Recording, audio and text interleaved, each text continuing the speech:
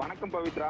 சேலம் மாவட்டம் ஆத்தூர் அருகே உள்ள வானவரம் மலை கிராமத்திற்கு இன்று காலை ஆத்தூர் பேருந்து நிலையத்திலிருந்து நகர பேருந்து ஒன்று பைத்தூர் வழியாக வானவரம் மலை கிராமத்திற்கு சென்று கொண்டிருந்தது.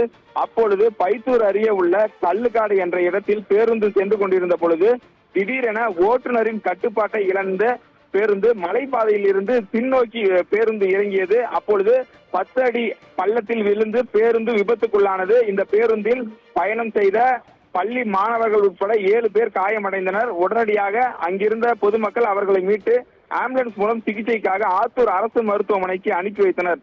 இந்த விபத்து குறித்து காவல்துறையினர் வழக்கு பதிவு செய்து விசாரணை மேற்கொண்டு வந்தனர்.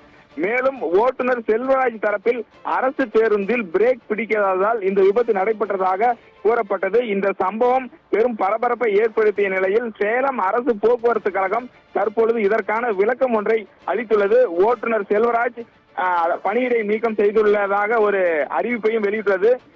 பேருந்தை இயக்கும் பொழுது ஓட்டுநர் செல்வராஜ் செல்போனில் பேசியவாறு வாகனத்தை இயக்கியதுதான் இந்த விபத்திற்கு காரணம் என்று கூறி விளக்கம் அளித்துள்ளது.